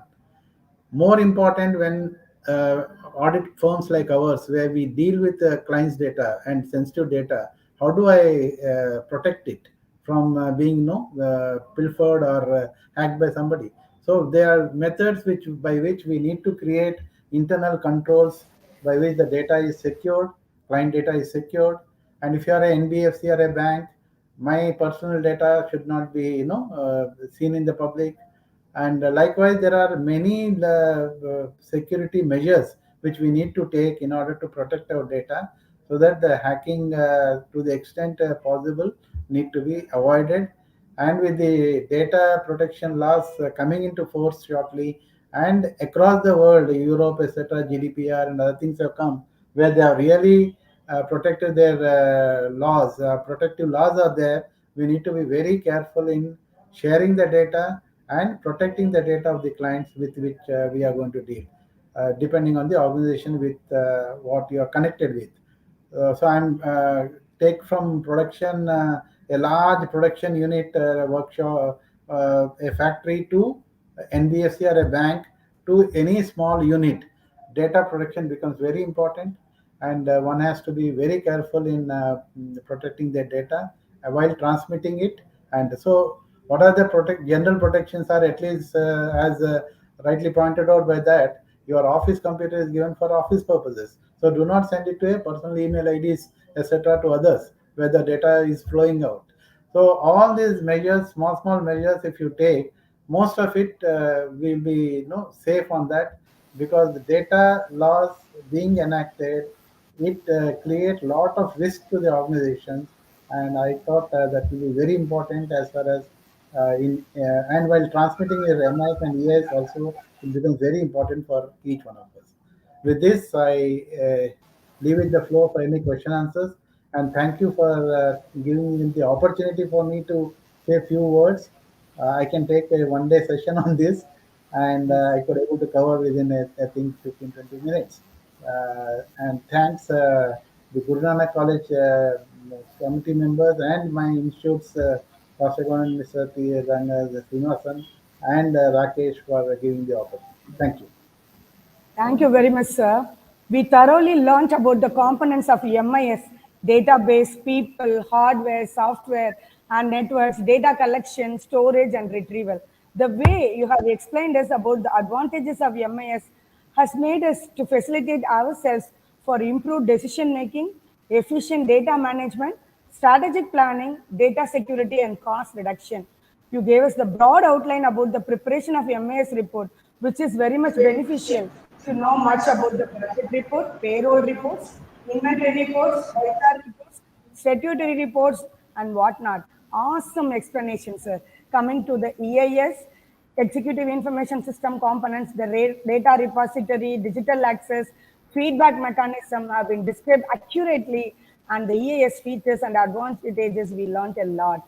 MIS versus EIS slides made the clear distinction about the better understanding. Both the applications of MIS and EIS have been explained very nicely, and we are finding more avenues from your lecture to retrieve and maintain the reports for the success of the business. Thank you very much, sir, for the wonderful technical session. Thank you, sir. Now moving to the question answer session. The question is available on the screen to Shastri sir.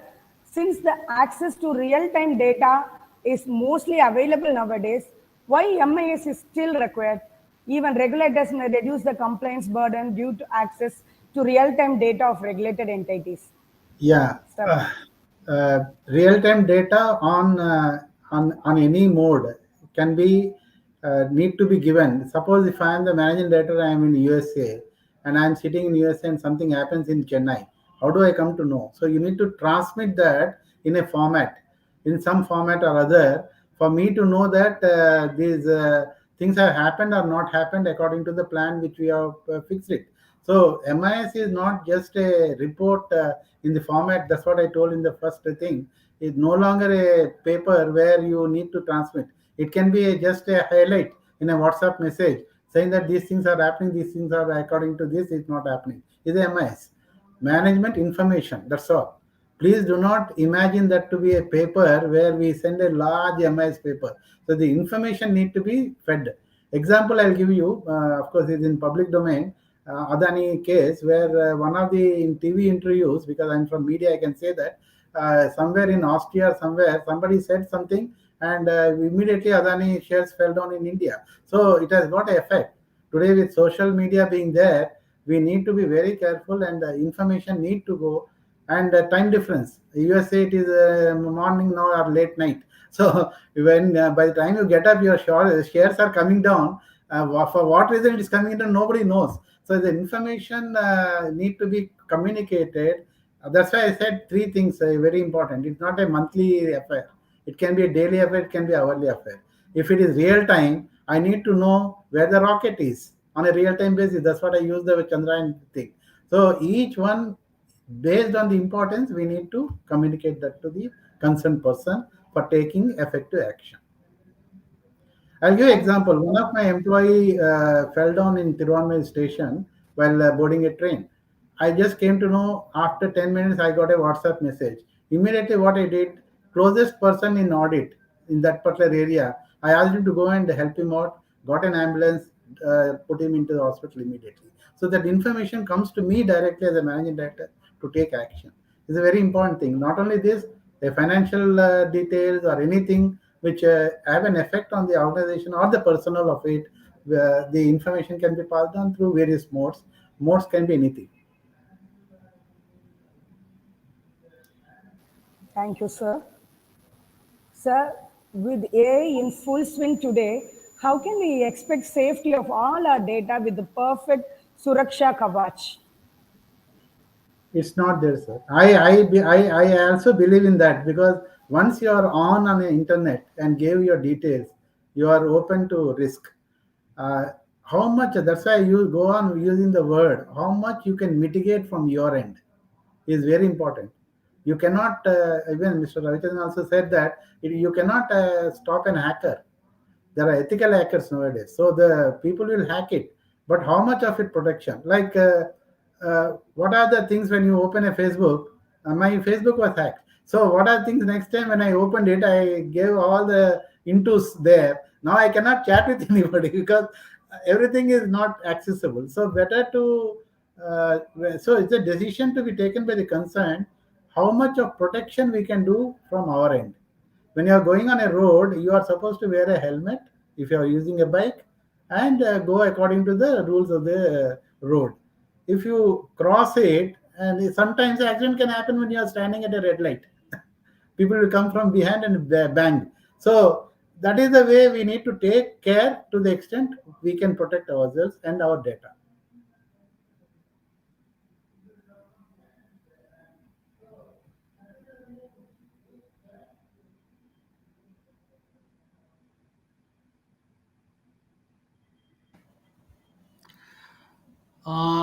Thank you, Nhelkar, for this question. See, there is a mechanism to detect the source of information provider, you are saying, but that itself could be still cyber frauds are rising exponentially despite our awareness. See, cyber fraud or cyber attack is a 1 minute. Huh? See, it's a cyber attack is a full-fledged business now. Okay, it is a flourishing industry now. Okay, so now one need to be very careful, especially if you go to north side in Rajasthan or in Delhi. They are all having a lot of what you call training for cyber criminals. So now it is going. That's the reason our honorable Prime Minister has taken up on a very national level, and there is some sort of deliberation going on to whom the cyber security should be handled fully. Because even in the United States, we have this confusion. There are a lot of agencies or cyber security is trying to handle, including what you call you have NIA, Ministry of Home Affairs, everywhere it is there. So we need to be alert and careful while we are in the internet and what type of information we are sharing and all that. But also it provides an opportunity for people like us, like professionals. We can share, we can parcel or we can package our services along with cyber security to the industries and be in a competitive edge. Thank you, sir. Another question. Can we say that company can convert all the financial records handled by CA, convert into MIS reports, and all cost records includes financial handled by CMA, convert into EAS reports? Not so.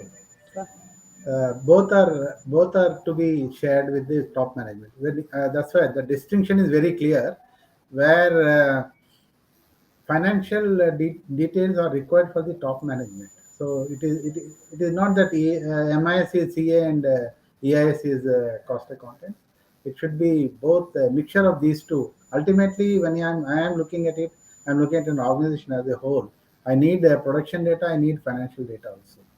I need to manage ultimately my cash flow. So important is for a CMA also, if there is no cash flow, I can't run the company. So we need both. A combination of these two should be shared with both. EAS is, if you take it, MIS, I keep it at a lower pedestal to the department heads for them to take and help the executives or the management, we use the word KMP, key management personnel, to take decisions based on the MISs and the actions taken at the departmental heads. That's what EIS is. So if slight confusion in the question, one is not to one institute and one the other to the another institute. It is together as a one organization, one unit to run the affairs effectively.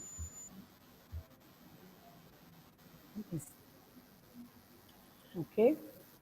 I wish to thank my people who supported in making this, because last 2-3 days I was in and out. Gayatri, who is a chair with you, Rakesh, she's a trainee in our organization, CMA trainee. She supported a lot in preparing these things, and also my IT guy in doing things, and also others who supported in making this presentation. Yes, sir. I think I met them when I was in your office. Correct, we had a correct. couple of trainees. We met them. Correct. So maybe once, if possible, I would suggest you come to campus for the institute also. Maybe if possible, you can, if you are ready to recruit graduates, you can visit Guru Nanak College Commerce Department. So you will get the cream of students. because In it is fact, one I of the want key to request Dr. Kavita and Ms. Kotai that we would love to have graduates and we intend to train them. I need people. I need good people. Guru Nanak is one of the best colleges I have seen. So we will definitely be interested in recruiting from there. So please share the resumes and we'll definitely. And Thank their you so training, much for that, sir. Thank you so much for that. You are most welcome to our institution, sir. welcome. I'll just schedule one day, sir. No, like whenever you are leisure, no, I'll ask Uday ma'am to visit your office also, and you can Yeah. also visit the campus so that long-lasting relationship will continue, because you are one of the top recruiters for the institute. Also, I thought, being an alumni of the college, I thought I can recommend this. So once we will Thank do you that. so It much, will be our Rajesh. privilege, actually. Thank you. Yes. Thank you so much. Thank you, sir. I think we had a great session. We are exiting 2 hours. So now Kavita ma'am can proceed with the Yes, vote of may I thanks. now invite Rajeshwari, Madam, Assistant Professor, Department of Commerce, to propose the vote of thanks. Madam, please. Thank you, ma'am. Good evening to one and all present here. It's my privilege to extend a warm vote of thanks. I express my heartfelt and sincere thanks to Honorable General Secretary and Correspondent Sri Manjit Singh Nairji, our beloved Advisory Madam, Dr. Merlin Moraes, and respected Principal Sir, Dr. M.G. Raghunathan, for their constant support and encouragement in all our endeavors. I wholeheartedly extend our appreciation to Head of the Department and Dean School of Commerce, Dr. T.K. Avekode ma'am, for her sincere efforts in organizing this mega event. My sincere thanks to all the eminent speakers of today's session for sharing their valuable time, expertise, and knowledge in their related fields, which greatly benefited our students with new line of learning and thinking. I profoundly thank the advisors, CMA TCA Srinivasa Prasad, CMA Rakesh Shankar Ravi Shankar of ICMAI, for planning and executing the 5-day CEP program on information technology in commerce and business in a grand manner. A special thanks to our Vice President, Dr. Geeta and Dr. Ramila, for their sincere coordination and dedication in organizing this program. We would like to thank our dedicated faculties of commerce for their cooperation. Thanks to our student Akil Anthony of 3rd BCom A for his technical assistant. Last but not least, special thanks to all our lovable students and other participants for their active participation.